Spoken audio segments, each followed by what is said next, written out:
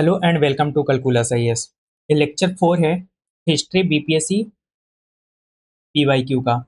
तो आज हम शुरू करने वाले हैं क्वेश्चन नंबर 141 से। हमने पिछले लेक्चर में 140 तक कर लिया था। अभी हम बात कर रहे हैं question number 141, the political strategy struggle, truce struggle, और है ना स्ट्रगल ट्रूस स्ट्रगल। ये जो पॉलिटिकल स्ट्रेटेजी है जिसको एसटीएस भी बोलते हैं, ये come into a prominence with a call for, है ना। ये ट्रूस स्ट्रगल, ट्रूस और स्ट्रगल कब इस्तेमाल किया जा रहा था, है ना। तो इसका इस्तेमाल महात्मा गांधी ने सिविल डिसोबीडियंस मूवमेंट, है ना, एंड नॉन कोऑपरेशन मूवमेंट में इस्तेमाल किया था, है ना। तो सिविल डिसोबीडियंस और नॉन कोऑपरेशन मूवमेंट कहीं ऑप्शन में है ही नहीं, है ना। तो इसके राइट आंसर हो जाएंगे।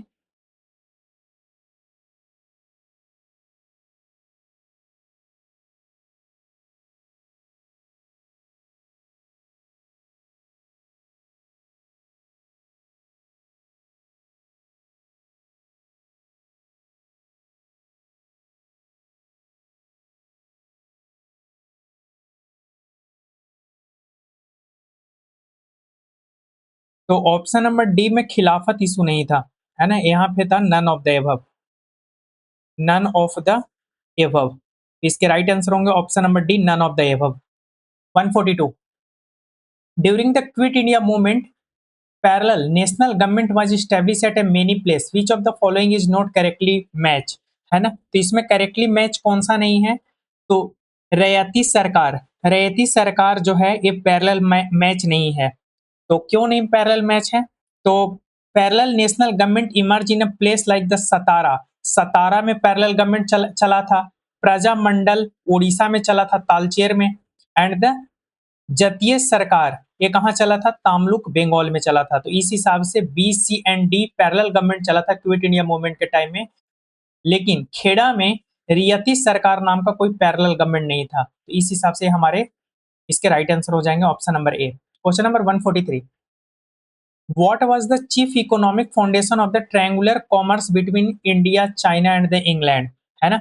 तो triangular commerce India, China and England के बीच में क्या था, तो ओपियम था। ओपियम एक ट्रायंगुलर कॉमर्स था between India, China and the England. Question number 144, October 1943 में Subhash Chandra Bose set up a provincial government of a free India which was recognised by how many country including Japan, है ना। तो इसके राइट आंसर होंगे option number D, 9।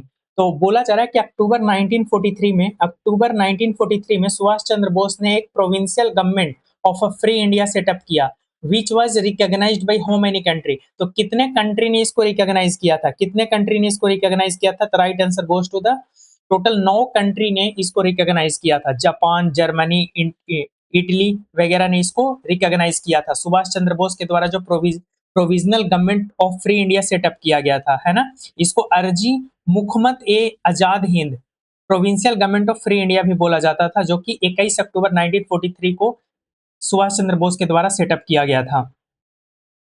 Question number 145, under the royal title act के तहत queen Victoria become the impress in India, है ना। तो इंडिया की इम्प्रेस कब बनती है, रॉयल टाइटल एक्ट के तहत क्वीन विक्टोरिया इंडिया की इम्प्रेस कब बनती है, 1877 में, 1877 में, है ना। तो इसका एक्सप्लेनेशन क्या है, दो the parliament pass the royal title act 1876, है ना। पार्लियामेंट ने 1876 में रॉयल एक्ट पास किया।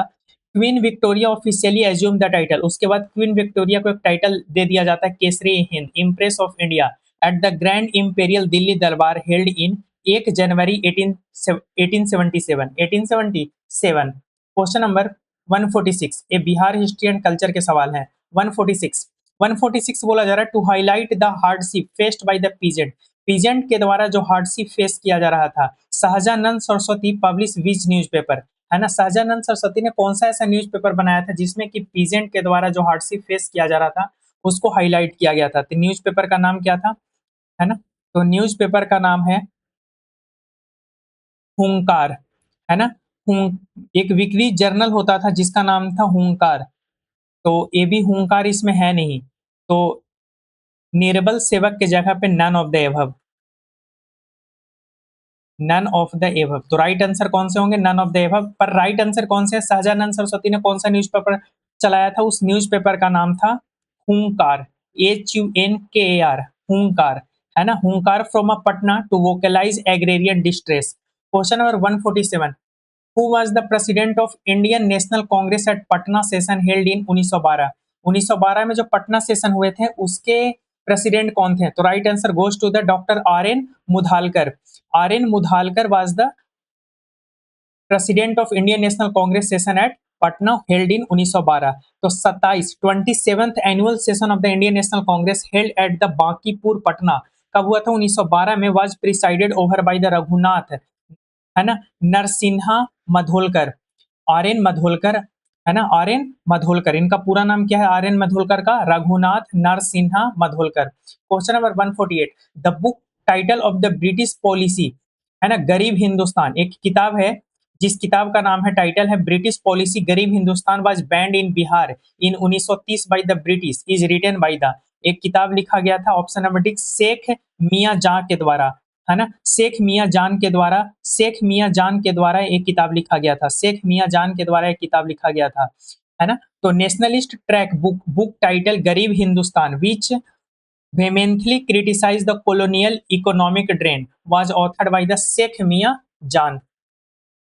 Question number 149, the 100 year of the Indian national Congress in Bihar, है ना, तो बिहार में इंडियन नेशनल कांग्रेस के 100 ईयर हो रहे थे, वाज एडिटेड बाई, है ना, तो 100 year of Indian national Congress in Bihar was edited by, किनको क्रेडिट जाता है? पीएन ओझा को, पीएन ओझा। तो इसका एक्सप्लेनेशन क्या है कि comprehensive commemorative publication detailing the contentious history of the Congress party operation across the Bihar was edited under the supervision of doctor P N Ojha, doctor P N Ojha को क्रेडिट जाता है। Question number 150, first Hindi daily newspaper, है ना, पहला Hindi daily newspaper to be published in Bihar, पहला Hindi daily newspaper जो बिहार में publish हुआ था, इसके राइट आंसर है ना, सर्वा हितैषी, सर्वा हितैषी, ये पहला हिंदी डेली न्यूज़पेपर था जो बिहार में पब्लिश हुआ था, first first Hindi daily newspaper था जो बिहार में पब्लिश हुआ था। Right answer goes to the Sarva Hitaishi, Sarva Hitaishi. Sarva हितैषी पब्लिकेशन कब हुआ? पटना में हुआ। इसकी पब्लिकेशन हुआ 1890 में, 1890 में। Earning the distinction of being the pioneering daily Hindi language newspaper in the province, 1890 में इसकी शुरुआत हुई, Sarva Hitaishi, Sarva Hitaishi. Question number 151, the Sikh pilgrimage site, है ना, Sikh pilgrimage site Takht Takht Shri Harimandir ji Patna Sahib which is considered as the second holiest Takht is located at, ये कहाँ लोकेटेड है? तो पटना साहिब बोला जा रहा है, तो इसका राइट आंसर पटना ही होगा, है ना। तो राइट आंसर कौन सा हो जाएगा? पटना। इसका एक्सप्लेनेशन क्या है? तो built to mark the birth place of the 10th Sikh guru, Guru Govind Singh ji, है ना, तो गुरु गोविंद सिंह के बर्थ प्लेस को मार्क करते हुए इसकी स्थापना की गई थी। This historically monumental shrine is located in the Patna city, Patna city, है ना, Takht Shri Harimandir ji Patna Sahib. Question number 152, which of the following great ruler founded the Haryanka वंश, है ना, तो इसके right answer goes to the Bimbisara, है ना, Bimbisara, Bimbisara, king Bimbisara founded the Haryanka dynasty, king Bimbisara ने हरियंक डायनेस्टी की स्थापना करी थी, initiating the imperial expansion of the Magadh through the strategic matrimonial alliance and the administrative reform.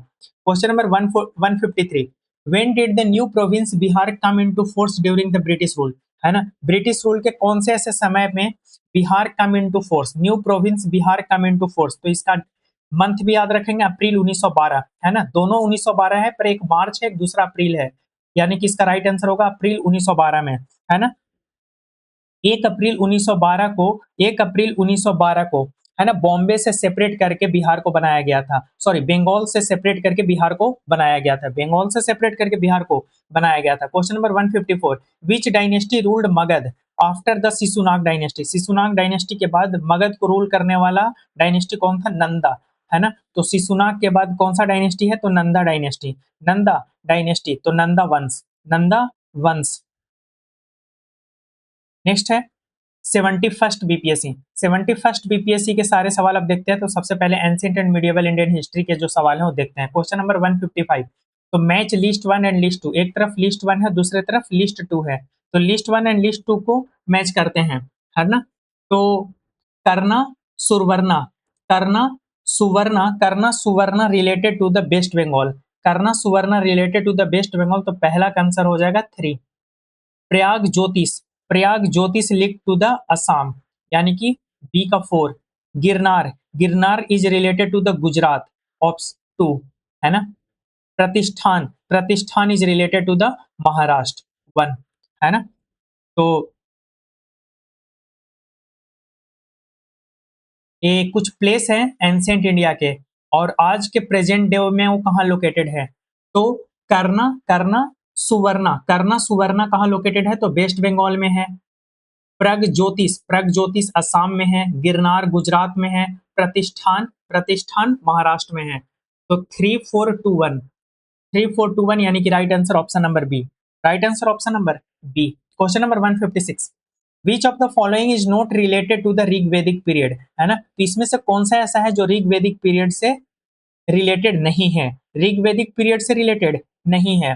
तो Ghosha is related to the Rigvedic, Apala is related to the Rigvedic, and the Vishwara, है ना, Vishwara is also related to the Rigvedic. लेकिन ये जो गर्गी है, Gargi is not related to the Rigvedic period, है ना। तो Ghosha, Apala, Vishwara were a female seers who compose a hymn during the early Rigvedic period. ये सब फीमेल हैं जिन्होंने बहुत सारे कुछ हाइम वगैरह कंपोज किया था, लेकिन गर्गी का कहीं भी नाम नहीं है ना। गर्गी वेंकावनी वाज अ लेटर वैदिक फिलोसफर। ये लेटर वैदिक पीरियड में आते हैं गर्गी, लेटर वैदिक पीरियड में आते हैं, लेटर वैदिक पीरियड में फिलोसफर के रूप में आते हैं। और डिबेट इनका है, उपनिषद में इनके बारे में जिक्र किया गया है गर्गी के बारे में। पर घोषा, अपाला एंड द विश्वरवा ये अर्ली ऋग्वेदिक टाइम पीरियड में इनके बारे में मेंशन किया गया है। क्वेश्चन नंबर 157, तो एक तरफ लिस्ट 1 है, दूसरी तरफ लिस्ट 2 है ना। तो लिस्ट 1 में इवेंट एंड प्लेस है, एंड लिस्ट 2 में कनेक्टेड विद द पर्सन है ना। तो Chola Gangam lake related to the Rajendra one, है ना, राजेंद्र चोला वन, यानी कि पहला का 3 हो गया, पहला ए का 3 है। Appointment bye the Mahamantra Dharma महामंत्रा is related to the Ashoka, Dharma महामंत्रा is related to the Ashoka. Assembly at the Prayag is related to the Harshavardhan, and Sudarshan lake is related to the Chandragupta Maurya, है ना। तो चोला गंगम लेक किसने बनवाया था, तो किससे रिलेटेड है, तो राजेंद्र चोला वन से रिलेटेड है। Next is the appointment of the Dharma महामंत्रा is related to the Ashoka. Assembly at Prayag Harshavardhan, Sudarshan lake, Chandragupta Maurya. तो 3 4 2 1, यानी कि right answer is option number ए।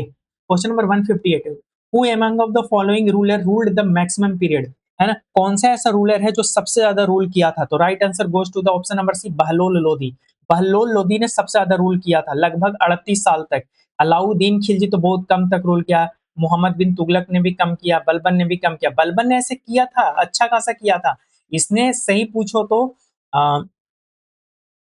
1345 से ही रूल करना शुरू कर दिया था, लेकिन फिर भी ये डायरेक्ट कंट्रोल में कब लेता है, तो 1360 के आसपास में लेता है, या 1355 या 60 के आसपास में।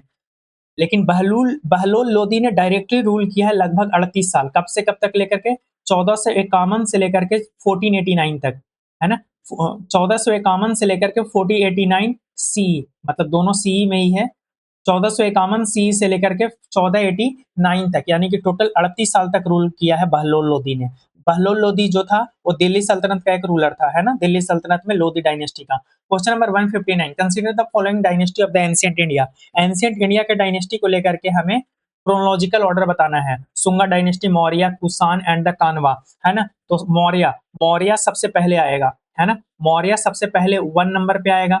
मौर्य के बाद आएगा सुंगा 2 नंबर पे आएगा, है ना। उसके बाद आएगा कानवा 3 नंबर पे, और कुषाण 4 नंबर पे, है ना। तो right answer 2143 right answer is option number ए, है ना। तो सुंगा डायनेस्टी सबसे पहले मौर्य डायनेस्टी, उसके बाद सुंगा डायनेस्टी, उसके बाद कानवा डायनेस्टी, और सबसे लास्ट में कुषाण डायनेस्टी, है ना। क्वेश्चन नंबर 160, एक दो लिस्ट है। लिस्ट 1 में बिल्डिंग के बारे में बात हुआ है, लिस्ट 2 में बिल्ट बाई, है ना। तो काबुली बाग है ना, काबुली बाग मॉस्क किसके द्वारा बनाया गया था, तो बाबर के द्वारा बनाया गया था। तो right answer is 4, Babur. Kabuli Bagh mosque Babur के द्वारा बनाया गया था। 2.5 दिन का झोपड़ा कुतुबुद्दीन ऐबक के द्वारा बनाया गया था। 2.5 दिन का झोपड़ा Qutbuddin Aibak. Allahabad fort erected by the Akbar. Right answer to the Akbar, है ना। इमाद उद दौला मिसोलियम, है ना। इमाद उद दौला मिसोलियम किसके द्वारा? तो नूरजहां के द्वारा, है ना। नूरजहां के द्वारा बनवाया गया था। तो 4132, 4132। ठीक है, तो एक और दोबारा रिपीट कर दे रहा हूँ। काबुली बाग मॉस्क, काबुली बाग मॉस्क किसके द्वारा बनाया गया? तो बाबर के द्वारा बनाया गया, काबुली बाग मॉस्क। 2.5 दिन का झोपड़ा बनाया गया कुतुबुद्दीन ऐबक। इलाहाबाद फोर्ट किसके द्वारा? तो अकबर के द्वारा। इमाद उद दौला मिसोलियम बनवाया गया था नूरजहां के द्वारा, है ना। शाहजहां की वाइफ नूरजहां, सॉरी, कुछ ऐसा ही है, मुझे अभी अचानक से याद नहीं आ रहा। Question number 161, question number 161, match list 1 and list 2। तो एक तरफ लिस्ट 1 है, दूसरे तरफ लिस्ट 2 है। तो बताना है कि एक तरफ फादर और सन का है। तो बाबर, बाबर का बेटा कौन सा हो जाएगा? तो बाबर का बेटा हो जाएगा कामरन, बाबर का बेटा हो जाएगा कामरन। तो बाबर का बेटा हो गया कामरन। अकबर, अकबर का बेटा हो गया सलीम, है ना। अकबर का बेटा हो गया सलीम। शाहजहां, शाहजहां का बेटा हो गया खुसरो, शाहजहां का बेटा हो गया खुसरो। एंड जहांगीर का बेटा हो गया मुरीद, है ना। जहांगीर का बेटा हो गया मुराद, जहांगीर का बेटा हो गया मुराद। ठीक है, तो बाबर का बेटा कौन है? तो कामरन है, कामरन। ठीक है, बाबर का बेटा है कामरन। अकबर का बेटा है सलीम, सलीम कहो या जहांगीर कहो एक ही बात है ना। शाहजहां, शाहजहां का बेटा है, शाहजहां का बेटा है, शाहजहां का बेटा है, कुछ मिस्टेक हो रहा है, एक second.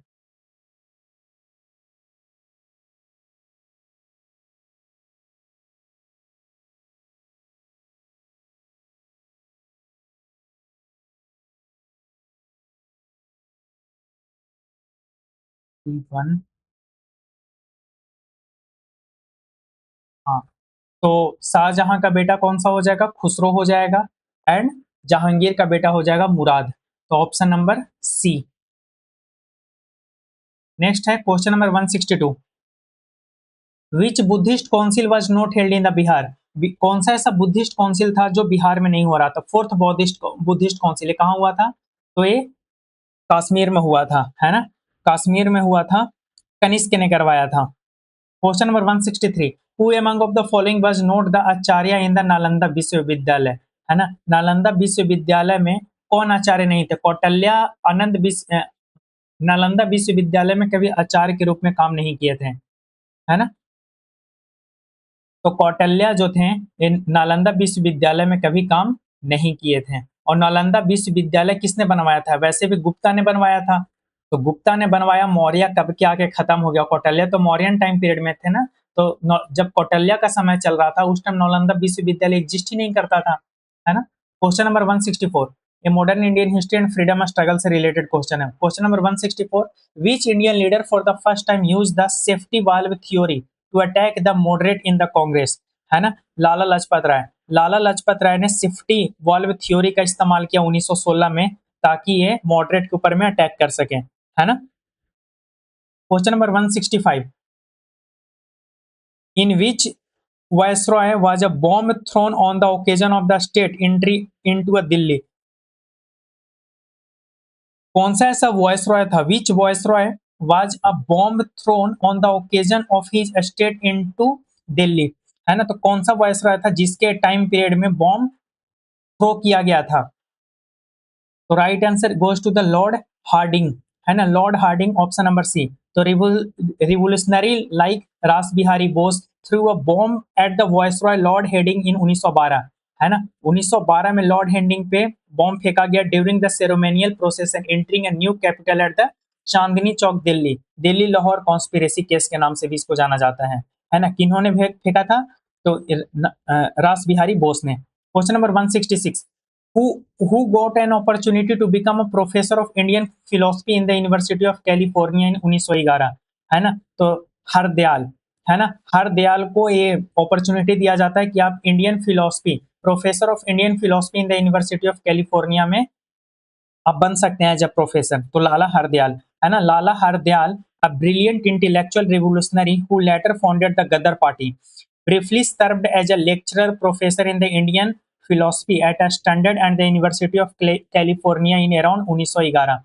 Question number 167. Named the principal of MAO College, Aligarh, who encouraged the Muslim com, है ना communist in the latest decade of the 19th century, है ना। तो सही आंसर जाता है त्योदर, है ना, त्योदोर बेक को जाता है ना। तो name the principal of MAO college Aligarh, MAO college, है ना, एमएओ कॉलेज जो अलीगढ़ में है, who encourage the Muslim communalism in the last decade of the 19th century. तो प्रिंसिपल का नाम था त्योदर बेक, त्योदर बेक ने मुस्लिम कॉम्युनलिज्म को बढ़ावा दिया था एमएओ कॉलेज अलीगढ़ में। Question number 168।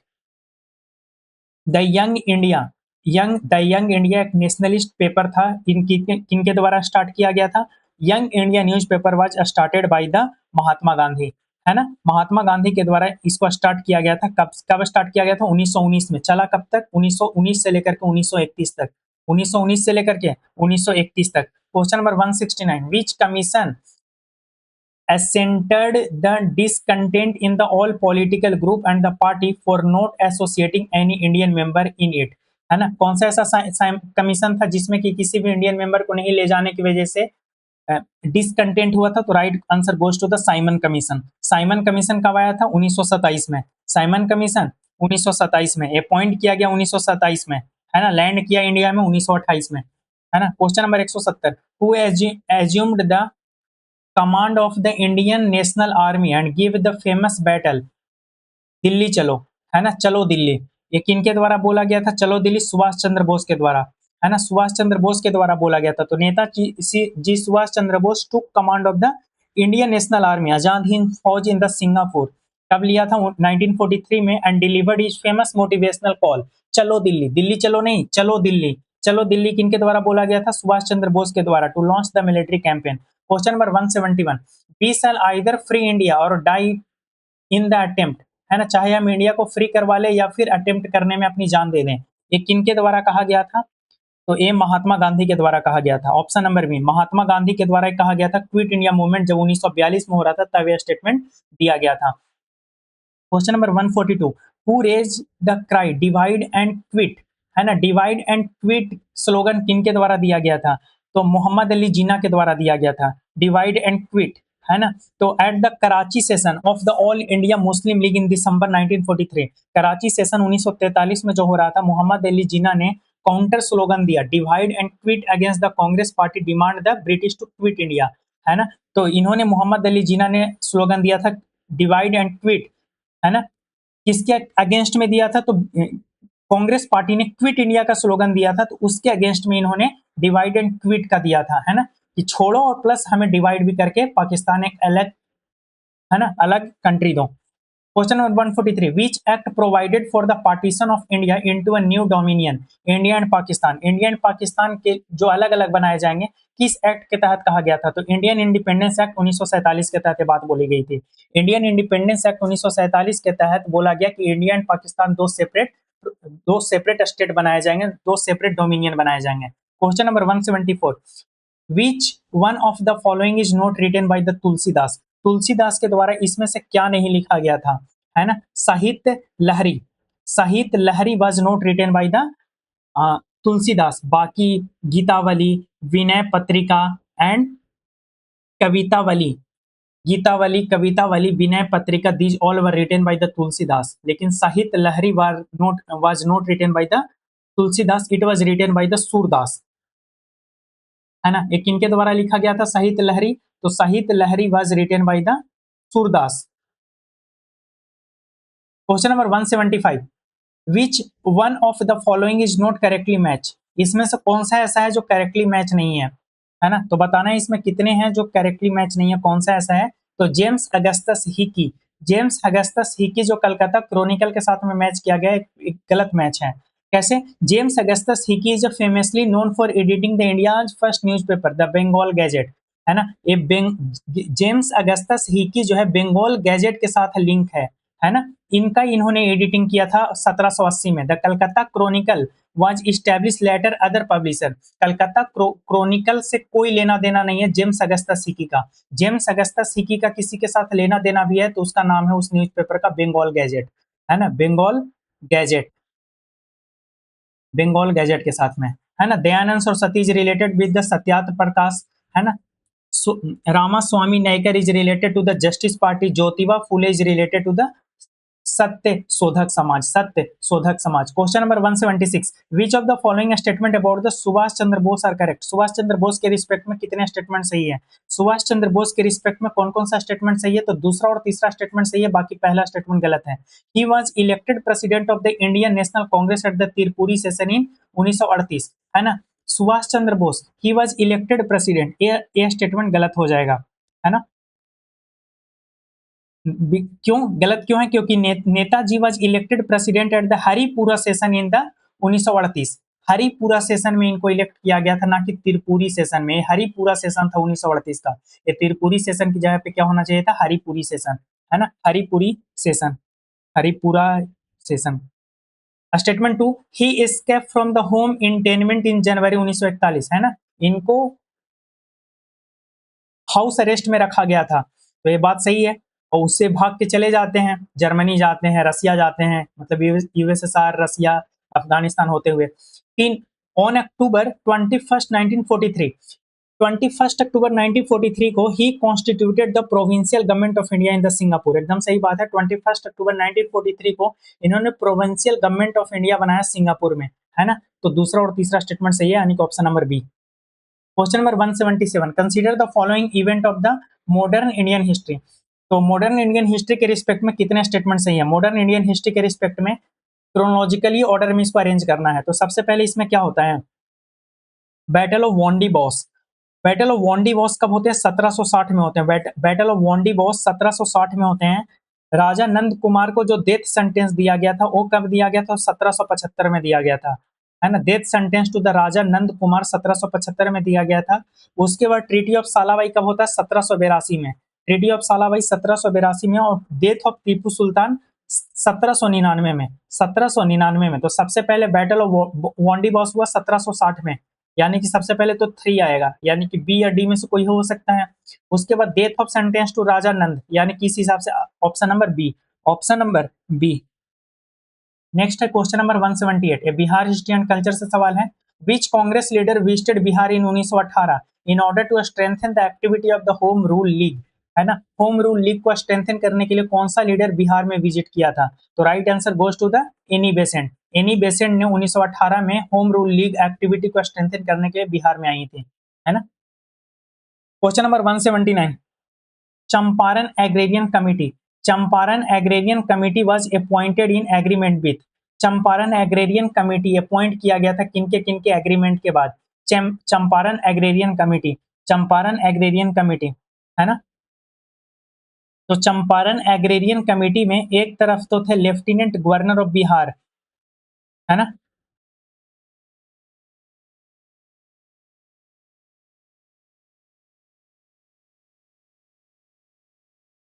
यानी कि agrarian committee, the committee was officially appointed by the lieutenant governor of Bihar and Orissa sir Edward Gait following negotiation with the intermediate British official and the recommendation that include the Mahatma Gandhi as a member।